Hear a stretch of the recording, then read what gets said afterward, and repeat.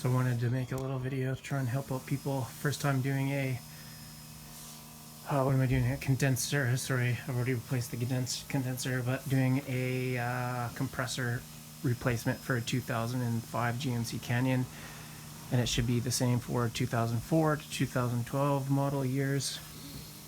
So I went down to get that kit right there. So that one there is made to hold the nuts on the flywheel to get the fan clutch off. One of them, you'll need a 36 millimeter wrench. You'll get in there, and this is with the belt removed, which I took off after the flywheel, after the fan came off. It obviously attaches right there. These are the nuts that puller goes on to lock on and hold it. You spin to take the nut off. You turn it to your left hand side if you're facing this way, so you push it towards the passenger side to remove the nut. Anyways, what I found is to replace the compressor, it is, so you can see it's down there. It's not so accessible. Someone talked about using a long drive and going through here, which I don't think I really recommend personally. But anyways, on the first one, the first nut that I took off that feeds the compressor, I don't know if you can see it, you can see in the background there's a bit of yellow oil in it. That is the low pressure inlet feed. So I was able to, and the easiest way to do that was just to come in here, just like a flashlight, and it's 13 millimeter, just with a typical 3/8 wrench, was able to get in there, take off the pressure.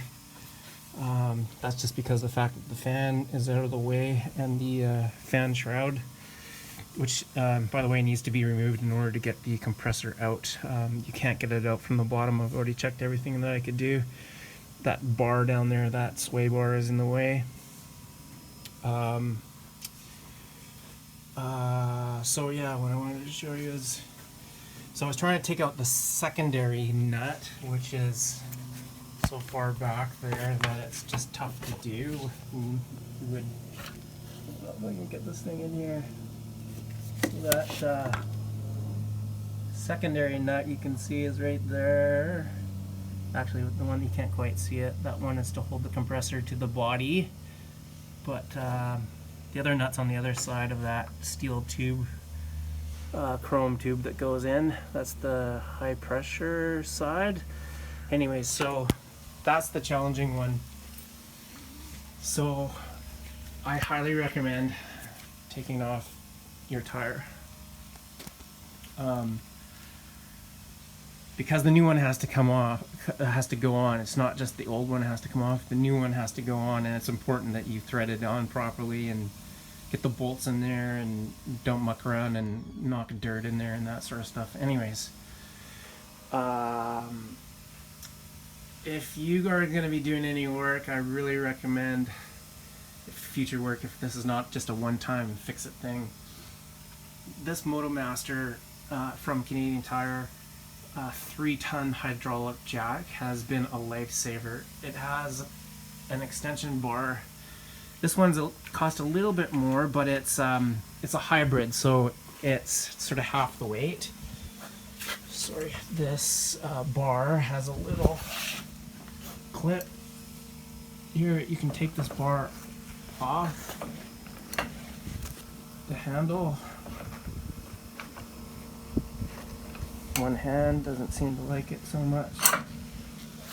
And then this one down at the bottom, it threads in there, and it's held in by this, so you just unloosen this to pull it out. But if you rotate this shaft while this thing is in here, it undoes the pressure and lowers the jack without having to remove any bar or do anything. And then the same thing, if you spin it this way, it tightens up the pressure, and then you just jack this back and forth. Anyways, just thought I'd show you. I highly recommend that one. And don't go less than 3 ton. It's just going to be beneficial instead of putting too much strain on it. That's the only thing that kills these things.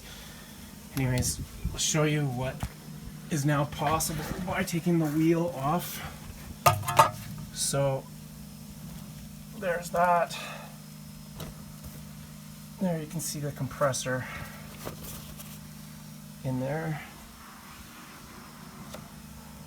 So you can see how you could actually get to that nut. Let's see if I can hold this and get the light on in there. Okay, so what are we doing here?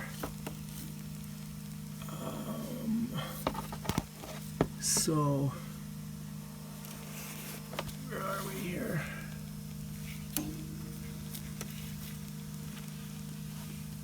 Okay, so that's one. If you can see how the second line is still on there. You can see the nut that's on the right hand side of the tube. It's a little challenging to get at from the top. I don't mess around, do it from the wheel well. And then it's just because of the fact you have to put the new one in. And on the left hand side, obviously you can see the bolt that holds the compressor to the frame.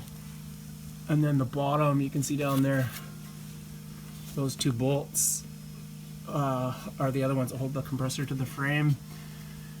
And I think for the most part, that's what I wanted to show you for today, just because there's nothing really online as far as I feel. As you can see, that's a little rubber flap, and you might want to take the time to pull this grommet out. It's not a nut. It seems to be this piece is over top of this piece, so it seems like there's 1, 2, 3, oh, sorry, not that one, yeah, that one, 4 and 5 pieces right there, and that should pull the whole thing out. I don't like to do any more work than necessary, but I think for me, I'm going to see if it's easy enough. I'm going to do it. So yeah, that's the stuff I didn't find on the internet. Is you're going to need to remove the compressor, you have to take out the fan, you have to buy the tools to take off the fan, and the shroud. You'll see online there's another video about the shroud, but there's the shroud sitting there, there's the fan turned upside down. So I hope this is helpful, because I had to search all over the place and couldn't find anything.